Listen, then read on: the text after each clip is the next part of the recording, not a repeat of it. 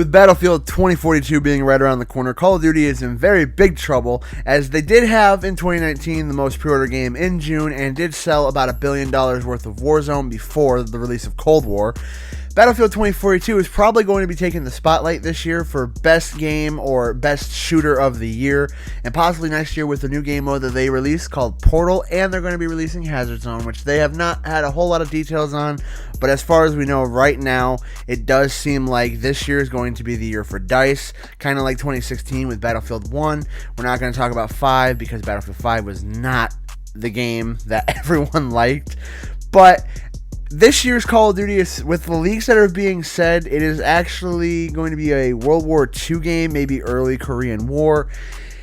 No one wants to go back to the old style, and that really proves it with the amount of sales that were for Warzone, with them, again, making $1 billion. So right now, it's kind of like a head scratch on why they're going back to an old style game when they know that the modern day war is what sells. But, you know, that's just my personal opinion on that part.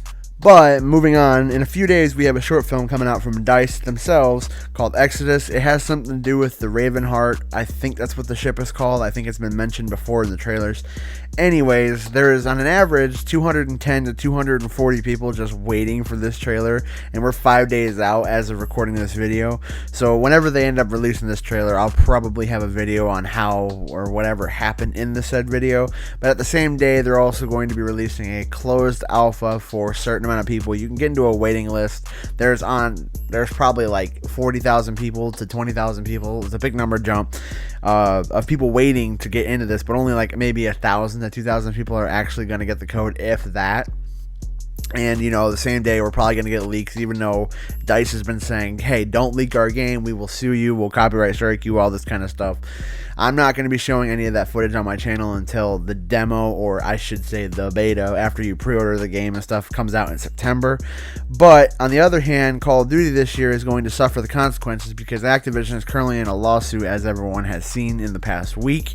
They are in a huge lawsuit, and who knows what repercussions that's going to have on the funding of the next Call of Duty that's only been in development for a year by Sledgehammer Games. We know that Cold War was half finished when it came out, and it completely just flipped Modern Warfare, which did have the entire fan base of Call of Duty playing again, and for the first time in a long time. And again, like I said in the very beginning of the video, it did make them $1 billion when they dropped Warzone on top of early pre-sales, and it was the most pre-ordered game and all this kind of stuff.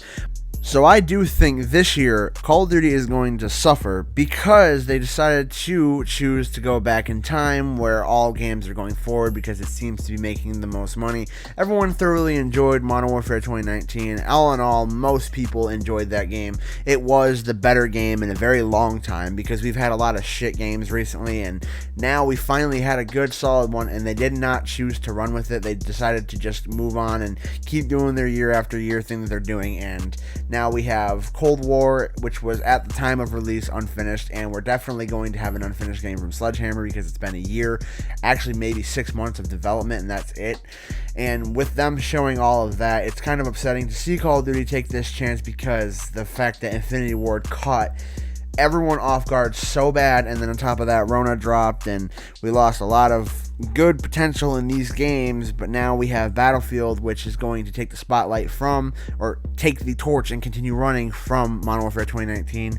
And all we can hope is that the 2.5 years, almost 3 years of development for Modern Warfare 2022 are going to be enough to completely revert the changes that Treyarch and Sledgehammer are going to and have failed to do.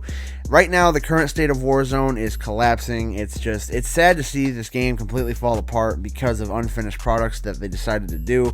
But, I mean, there's nothing you can do, especially with Activision going through a major lawsuit right now, and they're losing a lot of funding money because of the lawsuit.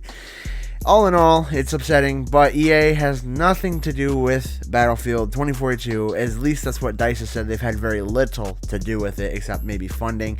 But, you know, it's cool to see all this stuff, and that's pretty much it, guys. That's all I wanted to talk about today. I just wanted to basically let you guys know that Call of Duty is going to suffer in the long run for this year, and possibly the next whole year, with Battlefield doing all this crazy stuff, leaks, and everything that they've been doing.